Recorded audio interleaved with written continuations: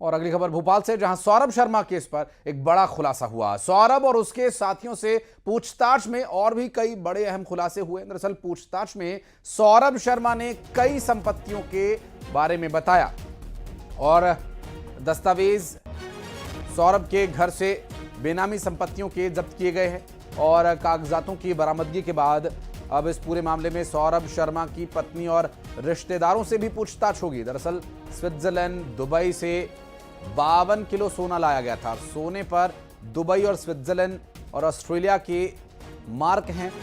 स्थानीय ज्वेलर्स के जरिए जमा किया गया था और 100 करोड़ में से 30 करोड़ की संपत्ति इंदौर में ही है।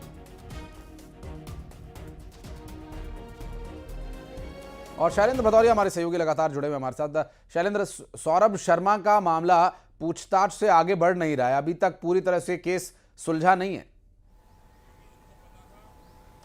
देखिए, बिल्कुल आपने ठीक कहा। मामला इसलिए नहीं सुलझा है कि सौरभ अब तक किसी भी राजदार का नाम बताने को तैयार नहीं है। इसके साथ ही 52 किलो सोना की बात हो या फिर 11 करोड़ कैश की बात हो, इस बात को लेकर तीनों के तीनों जो है वो स्वीकार नहीं कर रहे हैं। वो कह रहे हैं कि उनमें इसका कोई हस्तक्षेप नहीं, उनका कोई रोल नहीं है, चाहे वह शरद जायसवाल हो, चेतन सिंह गौर हो या फिर सौरभ शर्मा हो। लेकिन पुलिस के लिए सबसे बड़ी पहेली वो यही है कि आखिर ये 52 किलो सोना और 11 करोड़ का जो कैश है वो आखिर किसका था और उसके कौन कौन राजदार है। सौरभ शर्मा सभी के सभी तीनों आरोपी हैं जो है वो एक सिरे से खारिज कर रहे हैं कि उस कार से उनका जो बरामद सामग्री हुई उससे उनका कोई लेना देना नहीं। हालांकि जो संपत्तियों की बात है उसको सौरभ शर्मा हो, शरद जायसवाल हो या चेतन सिंह गौर हो, सब स्वीकार कर रहे हैं। वो कह रहे हैं कि जो संपत्तियां हैं, चाहे वह पेट्रोल पंप हो, फिशरीज के टेंडर्स हो या फिर कंस्ट्रक्शन कंपनियां हैं, वो या फिर शेयर मार्केट में जो पैसा लगा है, वो कह रहे हैं कि वो सब नंबर 1 का पैसा है। एक एक पैसे का हिसाब जो है वो सरकार को वो देने को तैयार है। लेकिन सबसे बड़ी बात यह है कि जो सोना बरामद हुआ है उसमें ऑस्ट्रेलिया का मार्क है, दुबई, स्विट्जरलैंड के मार्क है। यानी ये बताया जा रहा है कि स्थानीय ज्वेलर्स के माध्यम से टुकड़ों टुकड़ों में